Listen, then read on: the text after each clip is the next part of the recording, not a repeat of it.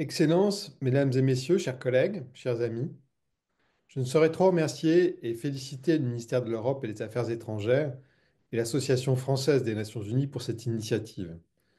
Je voudrais vous transmettre à cet égard les remerciements et la reconnaissance de tous les membres du comité sur les disparitions forcées depuis le Palais Wilson à Genève, où se tient en ce moment notre 28e session, raison pour laquelle je ne peux malheureusement pas être avec vous aujourd'hui. En ce jour, je pense aussi à Louis Joinet, qui nous a quittés en 2019 et qui, comme vous le savez, a joué un rôle majeur dans la reconnaissance en droit international du droit à la vérité. Récemment encore, le 8 décembre 2024, lors de la chute du régime de Bachar el-Assad en Syrie, j'ai repensé à un de ces fameux aphorismes qui m'accompagnent et me guident. Quand la roue de l'histoire finit par tourner, l'opinion internationale découvre avec stupeur que ces prétendus mensonges, des allégations de violation des droits de l'homme, étaient bien en deçà de la vérité. À la lumière de ce constat, il semble particulièrement opportun cette année de célébrer et de donner un écho spécial à ce 24 mars, proclamé journée pour le droit à la vérité en mémoire de Monseigneur Oscar Arnulfo Romero, assassiné le 24 mars 1980 pour avoir dénoncé les violations des droits de l'homme au Salvador. En effet, il faut bien reconnaître que nous faisons face aujourd'hui à une attaque sans précédent contre la vérité en général, contre le droit à la vérité en particulier, mais aussi contre toutes celles et tous ceux qui osent dire la vérité face aux puissants. Dire la vérité aux puissants, c'est la parésia de Diogène.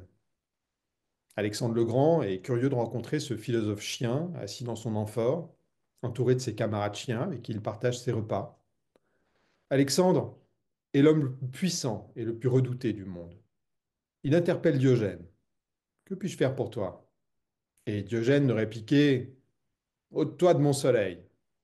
Ce qui n'était pas simplement une insolence, mais une manière de dire au plus grand roi: tu n'es pas un soleil. Tu n'es qu'un humain comme les autres. Le vrai soleil se trouve derrière toi, et tu en ignores la puissance, qui est une puissance de vie, de chaleur et de réconfort. Combien de courage il faut pour être Diogène?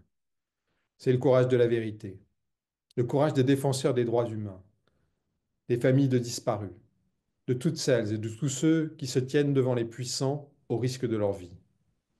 C'est aussi le courage, on l'oublie trop souvent, d'Alexandre, qui aurait très bien pu, en un claquement de doigts, faire exécuter l'insolent, mais qui, au contraire, confie à ses généraux amusés: si je n'étais pas Alexandre, j'aurais voulu être Diogène.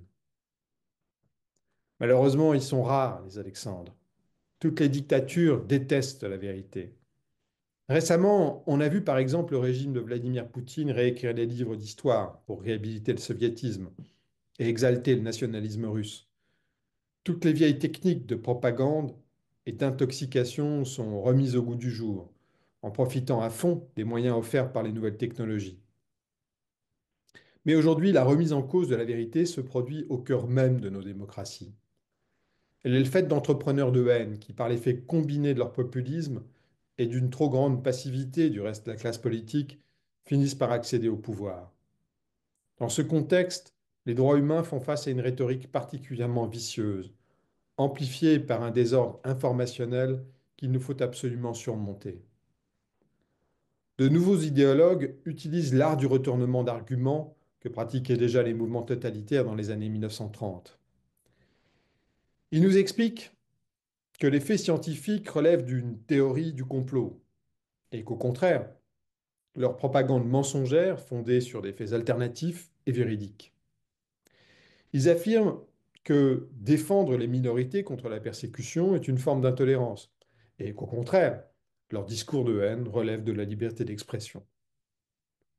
Ils accusent les juges d'être contre le peuple et l'État de droit d'être contre la démocratie. Toutes celles et ceux qui ont travaillé aux côtés des familles de disparus ne sont que trop familiers de cette rhétorique trompeuse. Nous n'oublions pas qu'en Argentine, les militaires traitaient les mères de disparus de folles. Mais les mères ont continué de brandir les portraits des disparus sur la place de Mai. Et nous savons depuis longtemps que la raison était de leur côté. Que les fous, c'étaient ceux qui étaient capables d'enlever et de torturer 30 000 de leurs concitoyens au nom d'une soi-disant sécurité nationale. Partout dans le monde aujourd'hui, nous voyons le retour de cette folie, et avec elle celle de la disparition forcée, de la torture, et des exécutions pour mettre au pas la société et faire taire toute dissidence. C'est dans ce contexte pour le moins sombre que s'est tenu le premier congrès mondial sur les disparitions forcées, qui est plus qu'une lueur d'espoir. C'est avant tout une formidable démonstration de force et de résilience du mouvement mondial pour les droits humains et contre les disparitions forcées. L'objectif fondamental du Congrès mondial était de rassembler pour la première fois tous les acteurs engagés dans la lutte contre les disparitions forcées. Les États, qu'ils aient ratifié ou pas la Convention des Nations Unies, les associations de familles de disparus et de survivants, les organisations internationales, les ONG internationales, les médias, les universitaires, etc. Jamais auparavant, il n'y avait eu une telle occasion pour tous ceux et toutes celles qui partagent les mêmes préoccupations et objectifs d'échanger leurs expériences, de coordonner leurs actions et d'élaborer des stratégies communes. Grâce aux co-organisateurs du congrès et à l'engagement total de tous les partenaires, le défi a été pleinement relevé. Les résultats du congrès ont en effet dépassé nos attentes initiales. Les chiffres sont parlants. 620 participants en présence et 1392 participants en ligne venus de 118 pays, 301 organisations de la société civile, dont 82 organisations dirigées par les victimes, 76 délégations d'États présentes. Lorsque le CEDI, le comité, le groupe de travail et les États parents ont pris cette initiative en 2022, nous n'aurions jamais imaginé une telle participation et un tel impact. Ce qui ne transparaît pas dans les chiffres, c'est la force des témoignages et l'engagement des acteurs, mais aussi les engagements, les fameux pledges. Car le congrès n'est pas une fin en soi. C'est déjà une réussite, mais c'est avant tout un processus en cours et qui doit se poursuivre au-delà du mois de janvier. Le rapport du congrès est maintenant en ligne et j'invite tous les participants à cette conférence à aller le consulter sur le site de CEDI. Il reprend les engagements clés de tous les acteurs et résume l'apport des différents ateliers. Il est maintenant d'une importance majeure que tous les partenaires s'organisent pour donner une suite à ces engagements, y compris une accélération significative du rythme des ratifications de la Convention sur les disparitions forcées pour atteindre la quasi-universalité dans un temps raisonnable. On parle beaucoup de réarmement en ce moment, et c'est évidemment très important. Comme dit l'adage, si tu veux la paix, prépare la guerre. Mais parallèlement à ce réarmement et de manière indissociable, il faut aussi réhumaniser. La sécurité ne peut pas tenir à elle seule lieu de politique. Toute politique sécuritaire qui prétend se passer de la dimension humaine ne peut aboutir qu'à plus d'insécurité. La guerre appelle la guerre. Le réarmement, c'est aussi la course aux armements. C'est ce qu'exprimait l'ancien secrétaire général des Nations Unies, Kofi Annan, lorsqu'il affirmait l'interdépendance des trois piliers de l'ONU. Pas de développement sans paix, pas de paix sans développement, et ni l'un ni l'autre sans les droits humains. Malheureusement, les États semblent perdre cette évidence de vue.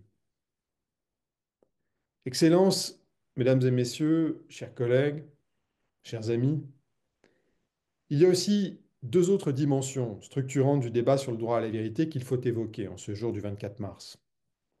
La première, c'est la manière dont nous concevons le droit à la vérité et la justice transitionnelle. Jusqu'ici, nous avons surtout envisagé le droit à la vérité et la justice transitionnelle, d'une part dans un cadre national et d'autre part en vue de réconcilier les humains entre eux. Mais à vrai dire, cette approche est insuffisante, alors que la planète se meurt et que l'éventualité d'un nouveau conflit mondial ne relève plus de la dystopie. Aujourd'hui, la question de la justice transitionnelle ne peut plus se poser uniquement dans les sociétés nationales. Elle renvoie aussi à la réconciliation entre les peuples et entre leur mémoire conflictuelle, à la question centrale et universelle dans toutes les sociétés des inégalités fondées sur le genre, mais aussi à la réconciliation entre l'humanité et son écosystème. Il est donc nécessaire de réfléchir aujourd'hui à un processus de justice transitionnelle global qui pourrait s'inscrire dans un multilatéralisme rénové. La deuxième dimension structurante, c'est évidemment celle de la révolution des technologies de l'information et combinée à celle-ci, celle de l'intelligence artificielle. Nous faisons face à un brouillard informationnel et à des bulles informationnelles qui ne font qu'accentuer les divisions et préparer les conflits de demain. La question de l'information au XXIe siècle est indissociable de la question de la croyance en une vérité qui puisse être universellement partagée. En fonction de la manière dont on conçoit l'intelligence artificielle et dont on la gouverne par des règles de droit, l'idée même de vérité sera ou non frappée d'obsolescence. Les IA nationalisées ou par zone d'influence, ça ne veut pas dire uniquement le renforcement d'un relativisme qui existe déjà. Cela signifie que les vérités alternatives viendront se loger au principe même de nos processus cognitifs et par conséquent normatifs. C'est donc l'assurance d'une décomposition du monde commun fondée sur l'idée de vérité. En cette journée du 24 mars, je terminerai en rendant hommage à toutes les victimes du déni de vérité, et à toutes celles et à tous ceux qui, comme Diogène, comme Alexandre, ont le courage de la vérité. Pour la plupart d'entre nous, citoyens ordinaires et peu courageux, nous qui, comme le disait Foucault, partageons toutes et tous cette condition d'être des gouvernés, ils sont le témoignage vivant qu'il est encore possible de croire en l'humanité. Je vous souhaite une très bonne conférence et je vous remercie de votre attention.